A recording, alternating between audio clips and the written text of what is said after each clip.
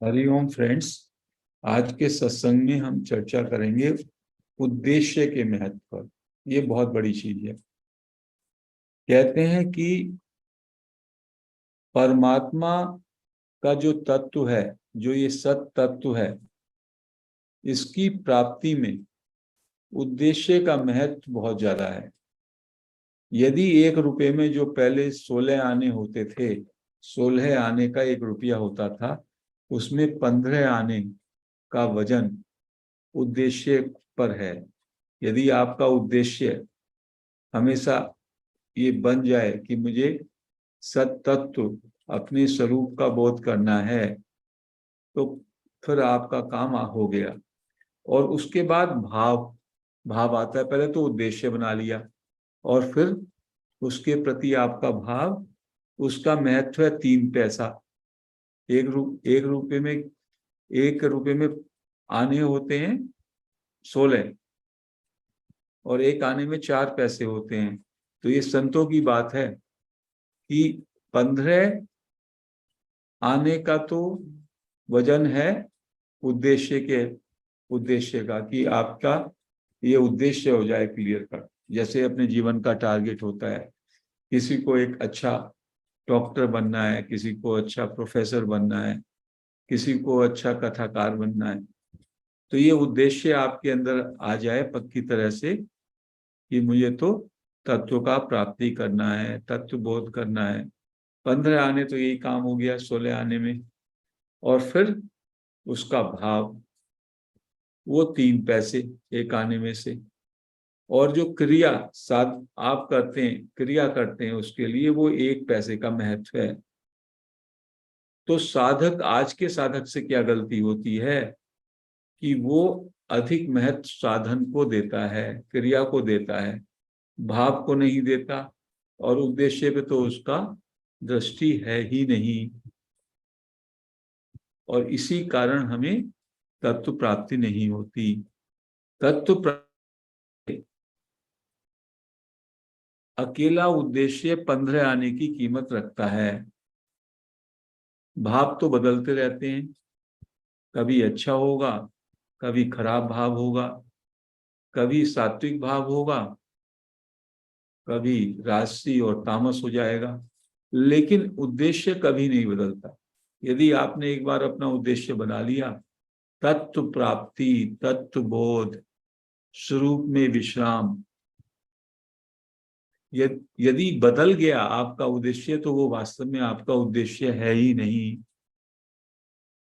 या आपने अपने जीवन के वास्तविक उद्देश्य को पहचाना नहीं। बल्कि शास्त्रों में तो ये लिखा है कि जिस मनुष्य का कोई उद्देश्य नहीं, वो वास्तव में मनुष्य ही नहीं है। और ये भी शास्त्रों में लिखा है कि उद्देश्य बनाने की अपेक्षा आपको अपना उद्देश्य पहचानना है। और ये जो हमें मानव शरीर मिला है, ये केवल तत्व प्राप्ति के लिए ही मिला है, ये उसका उद्देश्य है। मनुष्य शरीर की जितनी भी महिमा है, वो महिमा तत्व प्राप्ति के उद्देश्य से ही मनुष्य शरीर की महत्ता है।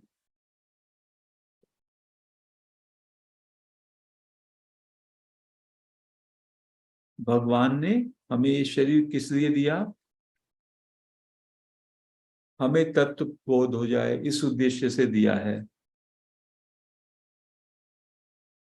यहां तक हमारे संतों ने बात कही कि पहले हमारा उद्देश्य बनाया गया कि तत्व प्राप्ति के लिए इनको शरीर दिया जा रहा है।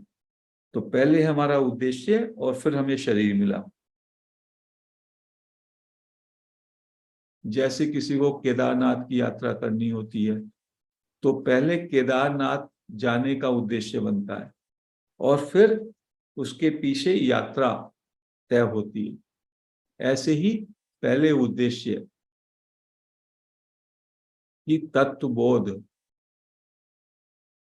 जीवन मुक्ति, और उसके बाद ये जीवन मिला। लेकिन हम अपने उद्देश्य को पहचान नहीं पाए।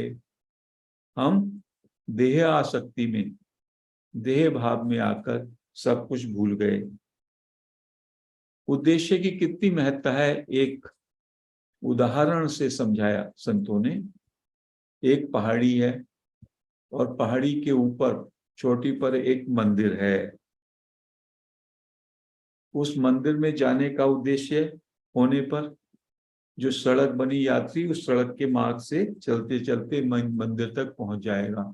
दूर से आपने मंदिर देखा और सड़क बनी हुई देखी तो आप मोटरसाइकिल से, गाड़ी से, पैदल, सड़क से चलते हुए उस मंदिर पर पहुंच जाएंगे। लेकिन एक जंगली आदमी है, उसके मन में भाव जाएगा मुझे वो मंदिर पहुंचना है। वो पहाड़ी पर सीधा चढ़ चढ़कर मंदिर तक और जल्दी पहुंच जाता है।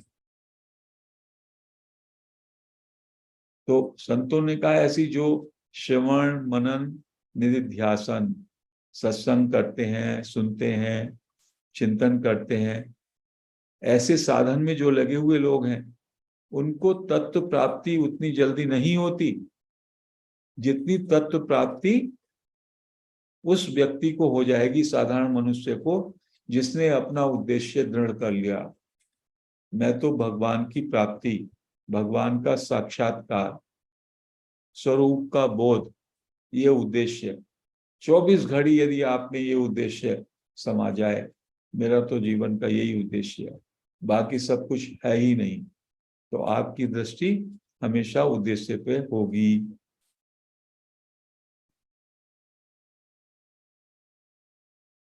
जिसका स्वयं का ये उद्देश्य बन गया, मेरे को तत्वबोध करना है, वही केवल तत्वबोध कर सकता है, परमात्मा की प्राप्ति कर सकता है।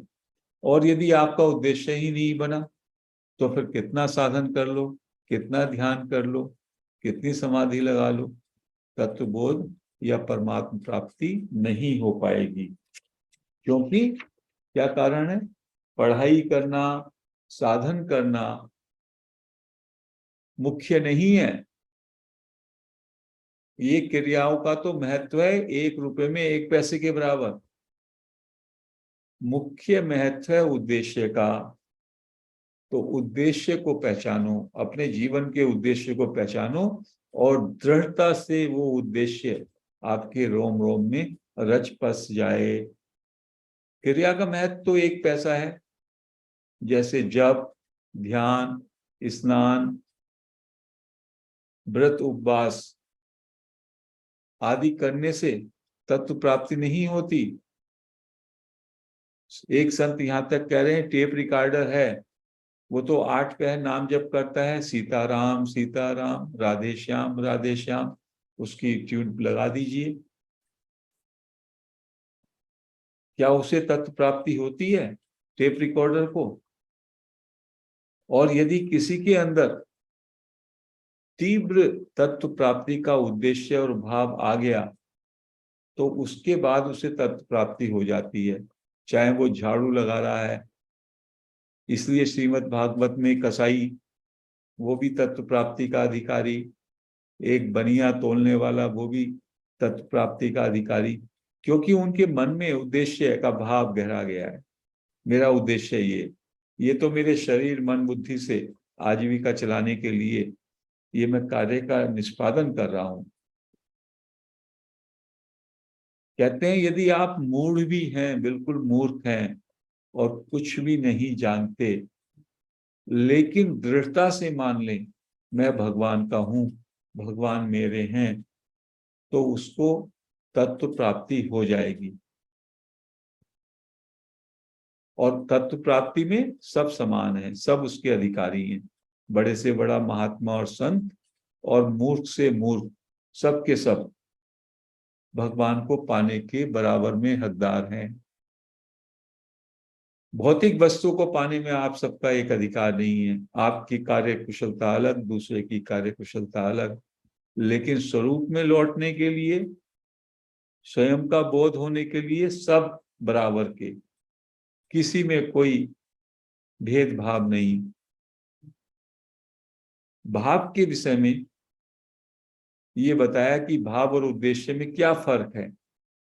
तो कहते हैं भाव दो तरह का होता है, भाव दो तरह का होता है, एक बदलने वाला भाव और एक न बदलने वाला स्थायी भाव।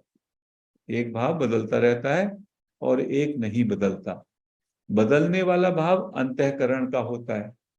अंतःकरण तो हमारा हमेशा ही मन का ही एक रूप है, सूक्ष्म मन का रूप है अंतःकरण, उसमें मेरे भाव बदलते रहते हैं। और स्थायी भाव जो है वो स्वयं में होता है, स्वयं का मतलब अपने चेतन तत्व में होता है। तो अंतःकरण के बदलने वाले भाव का महत्व 3 पैसा बताया गया, लेकिन स्थायी भाव और उद्देश्य दोनों समान महत्व के, दोनों एक ही चीज है। स्थायी भाव और उद्देश्य दोनों में केवल इतना अंतर है कि स्थायी भाव भगवान में अपनापन का भाव भक्ति योग का होता है, लेकिन उद्देश्य कर्म योग, ज्ञान योग और भक्ति योग तीनों में हो सकता है। उसको उद्देश्य मान ले या मूढ़मती बन के भगवान मेरे मैं भगवान का ऐसा करके शरणागत हो जाएं, मैं भगवान का भगवान मेरे, उसके अलावा कुछ नहीं।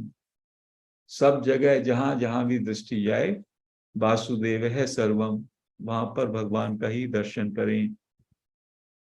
ऐसा मानने से मूढ़मती भी तत्वबोध कर सकता है, परमात्मा की प्राप्ति कर सकता है।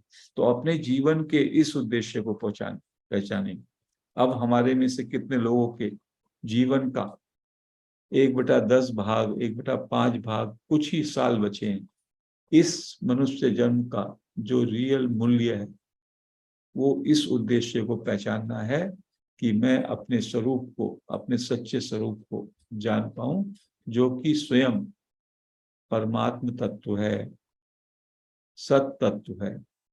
और केवल जीवन में यही उद्देश्य, यही स्थायी भाव रहे कि केवल यही पाना है, यही इसी का बोध करना है, बाकी सब तो ये खेल है। मेले में आप जाते हैं, मेले में सारा खेल एंजॉय करते हैं, लेकिन आपका कुछ उद्देश्य है वहां पे। उस उद्देश्य को, कोई मेले में कोई एक पर्टिकुलर वस्तु खरीदनी है जो कि आम मार्केट में नहीं मिलती, तो सब में पहले आप वो काम करेंगे, वो अपने मन में मजबूती से उद्देश्य रहेगा। मेले में आने का मेरा प्रमुख उद्देश्य ये है। उस उद्देश्य को पूरा करके फिर उस खेल में आप शामिल हो जाते हैं। मेले में, मेले को देखते भी हैं, मेले का एंजॉयमेंट भी कर लेते हैं। ऐसे ही संत कह रहे हैं, अपने उद्देश्य को मजबूती से, दृढ़ता से पहचान कर उसी भाव में हमेशा हमेशा रहें, और फिर साथ में संसार में भी परिमाण का जीवन आप यापन कर सकते हैं, अपनी दायित्वों को निभा सकते हैं, अपनी जिम्मेदारियों को निभा सकते हैं। तो कृपया इस बात पर ध्यान रहे, हम लोग साधन पे ज्यादा बल देते हैं, क्रिया पर ज्यादा बल देते हैं, चिंतन पर ज्यादा बल देते हैं, लेकिन उद्देश्य ज्यादा महत्वपूर्ण है। आपके अंदर तीव्र उद्देश्य, दृढ़ उद्देश्य होना चाहिए। मेरे जीवन का लक्ष्य है ये बात को अनुभव करना, मैं भगवान का हूं, भगवान मेरे हैं। शरणागत हो जाए, पूरी तरह से मन शांत हो जाता,